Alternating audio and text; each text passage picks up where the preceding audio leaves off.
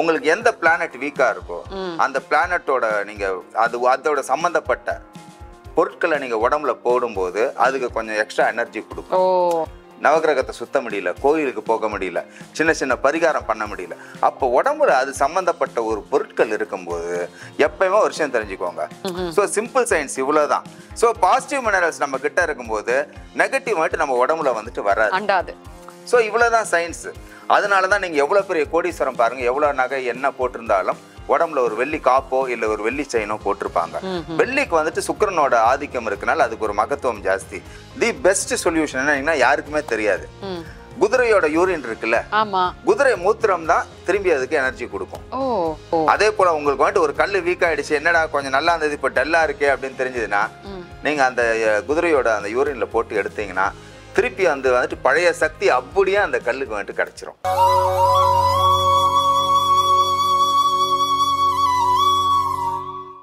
ஏன் நாங்க கற்கள் போடணும், இப்ப இந்த கற்கள் வந்து எப்படி எங்களோட தலையெழுத்தை மாத்தும் அப்படின்னு சொல்லிட்டு ஒரு சில பேருக்கு ஆர்வம் இருக்கும். எனக்கு போட்டுக்கணும்னு ஆசை இருக்கு, ஆனா இந்த சின்னூண்டு கல் என்னோட வாழ்க்கை தரத்தை மாத்திடுமா அப்படின்னு சொல்லி கேட்பாங்க. இதுக்கு என்ன விளக்கம் கொடுப்பீங்க? நல்ல அருமையான கேள்வி மேடம். ஆக்சுவலா ஒரு கல் வந்துட்டு ஒரு மனிதனோட வாழ்க்கையை மாத்திடுமா அப்படின்னு கேட்டீங்கன்னா அதுல 100% மாத்திடும்னு கிடையாது. ஆனா கல் வந்துட்டு ஒரு ஊன்றுகோல் ஆட்டம் மனிதனுக்கு. இப்ப நம்ம வீட்டுல வந்துட்டு எந்த குழந்தைக்கு வந்துட்டு ஹார்லிக்ஸ் பூஸ்ட் எக்ஸ்ட்ரா கேர் எடுப்போம்? வீக்கா இருக்க பிள்ளைங்க. வீக்கா சூப்பர். அதே போலதான் உங்களுக்கு எந்த பிளானட் வீக்கா இருக்கோ அந்த பிளானட்டோட நீங்க அதோட சம்பந்தப்பட்ட பொருட்களை நீங்க உடம்புல போடும்போது அதுக்கு கொஞ்சம் எக்ஸ்ட்ரா எனர்ஜி கொடுக்கும். நீங்க எக்ஸாம்பிள் வந்துட்டு ஒரு எனிமியா இருக்கீங்க, உங்களுக்கு ஒரு ஏரியால ஒரு பொலிட்டீஷியன் இருக்கான், பிடிக்கல அவன் உங்களை எப்பயுமே பழி தீர்க்கணும்னு நினைச்சிட்டே இருக்கான். ஒரு சான்ஸ் வருது, நீங்க ஏதோ ஒரு ஹெல்ப்புக்கோசரம் அவங்க கிட்ட போய் சரண்டர் ஆயிட்டீங்க, அவன் என்ன பண்ணுவான்னு நினைக்கிறீங்க? சில பேர் வெச்சு செய்வாங்க, சில பேர் வந்து உடனே ஹெல்ப் பண்ணுவான். ஏன்னு கேட்டீங்கன்னா அவனுக்கு தேவை நீங்க சரண்டர் ஆகணும்னு. புரியுதுங்களா? அப்ப நீங்க அவன்கிட்ட சரண்டர் ஆனவனே பாரு ஃபர்ஸ்ட் செய்தா, ஏன்னா அப்பதான் அவன் கெத்த காட்டுவான், இன்னும் ஓவர் ஜாலி ஆயிடுவாரு. ஆமா பாரு நம்மகிட்ட வந்துட்டான் பத்தியா, ஏன்னா அவன் எக்ஸ்பெக்ட் பண்ணது சரண்டர். சோ இந்த இந்த கிரகங்கள் என்ன அப்படின்னு கேட்டீங்கன்னா ஏன் நாங்க இன்னைக்கு கல்லு சொல்றோம் அப்படின்னீங்கன்னா இன்னைக்கு வாழ்க்கையே வந்துட்டு அறிவியல் வாழ்க்கையாச்சு, சயின்ஸ் வாழ்க்கை. டைம் கிடையாது யாருக்கும். ஸோ இங்க போகணும் அங்க போகணும் வேலைக்கு போகணும் குழந்தைங்களை எடுத்துட்டு போய் விடணும், யாருக்கும் டைம் ஸ்லாட் கிடையாது. அப்போ இல்லைன்னும் போது நீங்க என்ன செய்றீங்க? நவகிரகத்தை சுத்த முடியல, கோயிலுக்கு போக முடியல, சின்ன சின்ன பரிகாரம் பண்ண முடியல. அப்போ உடம்புல அது சம்பந்தப்பட்ட ஒரு பொருட்கள் இருக்கும்போது எப்பயுமே ஒரு விஷயம் தெரிஞ்சுக்கோங்க, எப்பயுமே ஐடல் மைண்ட் இஸ் டெவில்ஸ் பிளேஸ்னு சொல்லுவோம். அப்போ நீங்க நம்மளோட மனசுல வந்துட்டு நெகட்டிவ் இருந்ததுன்னா it won't allow positive. So you should remove negative. First negative எடுத்துடணும். அப்போ என்னன்னு கேட்டீங்கன்னா இந்த மினரல்ஸுக்குலாம் என்ன காரணம்னு கேட்டீங்கன்னா இதுல எல்லாத்துலயுமே பாசிட்டிவ் எனர்ஜி சக்ராவை ஆட் பண்ணும் உங்களுக்கு. ஸோ சிம்பிள் சயின்ஸ் இவ்வளவுதான். ஸோ பாசிட்டிவ் மினரல்ஸ் நம்ம கிட்ட இருக்கும்போது நெகட்டிவ் மட்டும் நம்ம உடம்புல வந்துட்டு வராது. ஸோ இவ்வளவுதான் சயின்ஸ். ஸோ ஒரு வாழ்க்கையை மாற்றுமான்னு கிடையாது, இது வந்துட்டு உங்களுக்கு ஒரு மாரல் சப்போர்ட் உங்களுக்கு. சார் ஒரு சந்தேகம் சார், பொதுவா உங்களை மாதிரியான பெரிய ஆட்கள்லாம் என்ன சொல்வீங்கன்னா இந்த மாதிரியான ஜெம் ஸ்டோன்ஸை வந்து வெள்ளியில தான் போடணும், வெறும் அந்த எல்லோ சஃபயர் அப்புறம் ஏதோ ஒரு கல் மட்டும் கோல்ட்ல போட்டா போதும் அப்படின்னு சொல்வீங்க இல்லையா? ஆனா ஒரு சில இப்போ சென்னையில் இருக்கக்கூடிய ஒரு பெரிய ஜுவல்லரி ஓனர் வந்து அவர் கையில பாத்தீங்கன்னா நிறைய கல் போட்டிருப்பாரு, ஆனா எல்லாமே தங்கத்துல போட்டிருப்பாரு. அதே மாதிரி சில செலிபிரிட்டிஸும் பாத்தீங்கன்னா வந்து தங்கத்துல போட்டிருக்காங்க. ஆக்சுவலா கற்கள் வந்து எந்த கற்கள் எதோட சார் பேர் ஆகும்?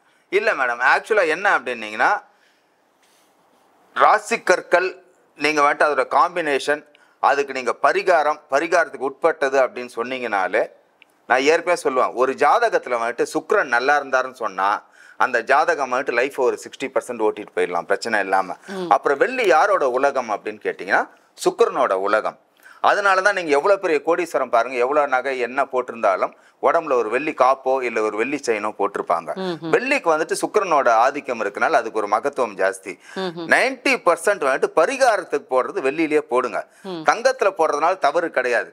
தங்கம் நாங்க கண்டிப்பா சொல்லுவோம், ஒரு சில மோதிரம் தங்கத்துல போடுங்க. இப்ப ரூபி வந்துட்டு மஸ்ட் தங்கத்துல யூஸ் பண்ணணும். ஏன் அப்படின்னா அப்பதான் அந்த ரூபி ஆக்டிவேட் ஆகும். ஏன்னா சூரியன் ரூபி ஆதிக்கம். ஸோ அப்போ என்னன்னு கேட்டிங்கன்னா பழைய ஆசாரிங்க கிட்ட நீங்கள் ரூபி பண்ணணும்னு சொன்னீங்கன்னா வெள்ளி மோதிரம் சார் கோல்டு வைக்கணுமான்னு கேட்பாங்க. நடுவில் கோல்டு வச்சு கொடுப்பாங்க. ஷுட் ஆக்ட், அப்போதான் ஆக்டிவேட் ஆகும் அந்த கல். ஸோ நீங்கள் ரூபி வந்துட்டு கோல்டில் போடலாம். இப்போ கோல்டில் போட வசதி இல்லாதவங்க அந்த கல்லுக்கு மேலே ஒரு 100 மில்லி வச்சு தருவாங்க கோல்டு, அது வந்துட்டு நீங்கள் போடலாம். நீங்க வந்துட்டு ஃபர்ஸ்ட் ப்ரெஃபரன்ஸ் ரூபி வந்துட்டு கோல்டில் போடுறது உகந்தது. அதுக்கு அடுத்து வந்துட்டு கோமேதகம் வந்துட்டு கோல்டில் போடுறது உகந்தது. மூணாவது பவழம் வந்துட்டு கோல்டில் போடலாம். பாக்கி எல்லா கல்லுமே வெள்ளி தான் the best. Best. Okay okay. ஆமா, தி பெஸ்ட் வெள்ளி தான். ஏன் சார் இப்போ ஸ்டோன்ஸ் வாங்கி நம்ம கையில போட்டுக்கிட்டா மட்டும் பத்தாது, அது அப்பப்போ வந்து வாரத்துக்கு ஒரு முறையோ வந்து அதை கிளென்ஸ் பண்ணணும், அதை வெள்ளியில போடுறப்போ அந்த அழுக்கெல்லாம் எடுக்கணும், ஸ்டோன்ஸை கிளீன் பண்ணணும்னு சொல்றாங்களே, இது உண்மையா சார்? இல்ல மேடம், வாரத்துக்கு ஒரு நாள்லாம் வேண்டாம் மேடம். நீங்க என்ன அப்படின்னீங்கன்னா, இப்போ நம்மளும் வருஷத்துக்கு ஒரு வாட்டி வந்துட்டு மனிதனுக்கு சளி பிடிக்கும், ஏதோ ஒன்று ஆகும் வைரல். ஸோ அப்போ வருஷத்துக்கு ஒரு வாட்டி நம்ம சர்வீஸ் பண்ணிக்கிறோம் இல்லை உடம்ப. கேரட் போவோம், ஒரு மாஸ்டர் செக்அப் போவோம், ஏதோ ஒன்று சும்மாவானா போவோம் 2 வருஷத்துக்கு ஒரு வாட்டி. ஸோ இந்த ஸ்டோனோட எனர்ஜி வந்துட்டு கம்மியாகும், அதில் இருக்கிற எனர்ஜி உங்களுக்கு. அதே போல் நீங்கள் ஒரு நெகட்டிவான பிளேஸுக்கு ரெகுலராக போனீங்கன்னா இந்த ஸ்டோன் வந்துட்டு நெகட்டிவ், அந்த இடத்துல வந்துட்டு எனர்ஜி போயிடும், அதோட எனர்ஜி. அப்போ நீங்கள் என்ன பண்ணணும் அப்படின்னா, அது வந்துட்டு நீங்கள் திருப்பி அதுக்கு வந்துட்டு எனர்ஜியை கொடுக்கணும். அது எனர்ஜியை உலகத்திலே எது ஜாஸ்தி கொடுக்கும் அப்படின்னு கேட்டீங்க, க்ளீன் சொன்னீங்க பார்த்தீங்களா, திருப்பி அதுக்கு எப்படி உயிர் கொடுக்கறது, திருப்பி அதை வந்துட்டு எப்படி பழைய நிலைக்கு ஜென்ரேட் பண்றது அப்படின்னு கேட்டீங்கன்னா, தி பெஸ்ட் சொல்யூஷன் என்னன்னா யாருக்குமே தெரியாது.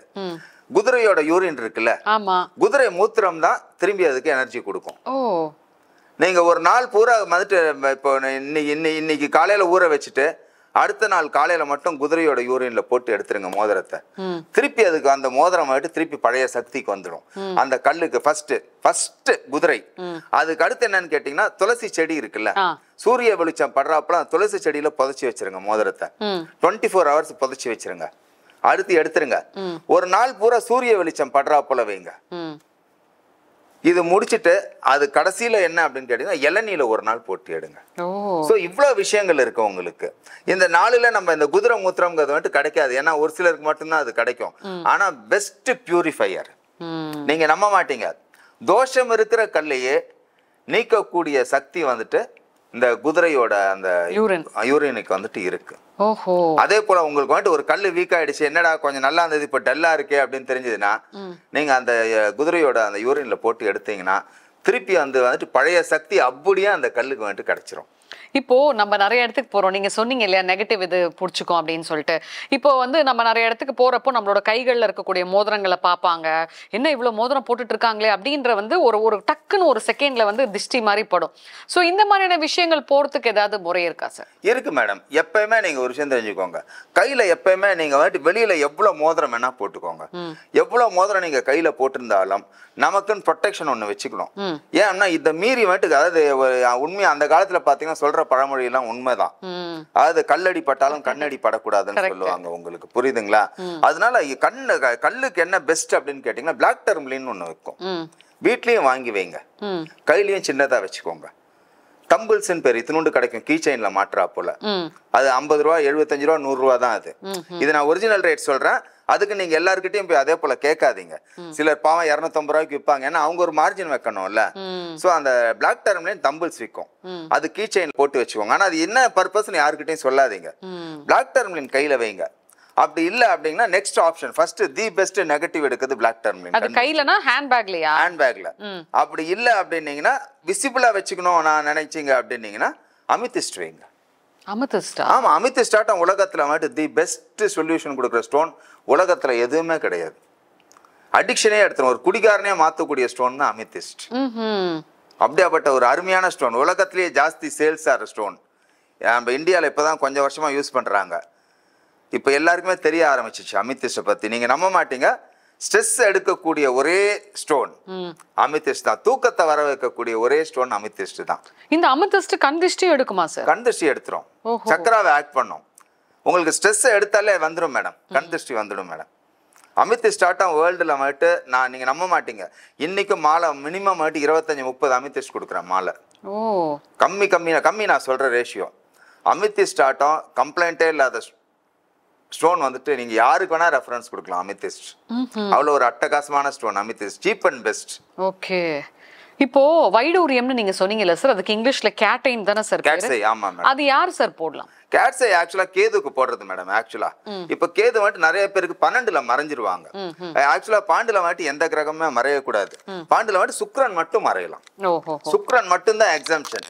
ஏன்னு கேட்டீங்கன்னா, சுக்கிரன் ரிலேட்டட் டு படுக்கை அறை. சோ சுக்கிரன் மட்டும் 12ல மறையலாம். சுக்கிரன் 12ஆம் இடத்துல மறைஞ்சா நல்லா இருப்பாங்க அவங்க. என் கணவன் மனைவிக்குள்ள அந்யோன்யம் இருக்கும். ஆனா 12ல பாக்கி எந்த கிரகம் மறைஞ்சாலும் மறைவு ஸ்தானம் தான். அதுவும் கேதுவெல்லாம் மறைஞ்சாரு அப்படின்னு சொன்னீங்கன்னா அந்த இடத்துல வந்துட்டு கேதுவுக்கு வந்துட்டு வைடூரியம் போறது ரொம்ப விசேஷம். அதே போல வைடூரியம் வந்துட்டு வெறும் கேது வந்துட்டு வைடூரியம் மறைவு ஸ்தானத்துக்கு மட்டும் கிடையாது, கழுத்துல இருந்து வயிறு பகுதிக்கு வைடூரியம்.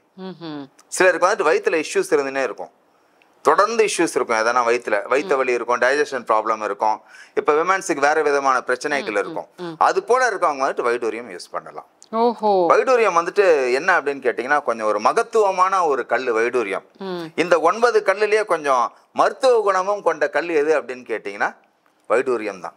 வைடூரியம், ஆமா, அது நிறைய பேர் சொல்ல மாட்டாங்க, மருத்துவ குணமும் சேர்ந்திருக்கு வைடூரியத்துல. ஸோ இப்போ எக்ஸாம்பிள் நானே சொன்னேன், நானே வந்துட்டு ஒரு பேஷண்ட் மேடம் அப்படின்னு சொல்லிட்டு. ஸோ பேஷண்டா இருந்தா இவ்வளவு ஆக்டிவா இருக்குன்னா இங்க பாருங்க, காரணம் வந்துட்டு வைடூரியம். ஸோ மருத்துவ குணமும் இருக்கக்கூடியது தான் வைடூரியம். ஞானக்காரகன் மட்டும் கிடையாது, உங்களுக்கு ஒரு சில விஷயங்கள் ஹெல்த் இஷ்யூஸையும் வந்துட்டு கிளியர் பண்ணி கொடுக்கிறவர் தான் கேது பகவான். அதே போல என்ன அப்படின்னு கேட்டீங்கன்னா மனிதனுக்கு ஜாஸ்தி விரக்தி மனப்பான்மை யார் கொடுப்பான்னு கேட்டீங்கன்னா 9 கிரகத்துல விரக்தி மனப்பான்மை ஜாஸ்தி கொடுக்கக்கூடிய கிரகம் கேது தான். அந்த விரக்தி மனப்பான்மை இல்லாம உங்களை வந்துட்டு ஃப்ரெஷ் ஆக்கி மேல அடுத்த லெவல் எடுத்துட்டு யார் போவான்னு கேட்டீங்கன்னா வைடூரியம் எடுத்துட்டு போவோம். சோ இவ்வளவு விஷயங்கள் இருக்கு வைடூரியத்துல. ஆன்மீக உலா சேனலை பாருங்க, மறக்காம லைக் பண்ணுங்க, ஷேர் பண்ணுங்க, சப்ஸ்கிரைப் பண்ணுங்க.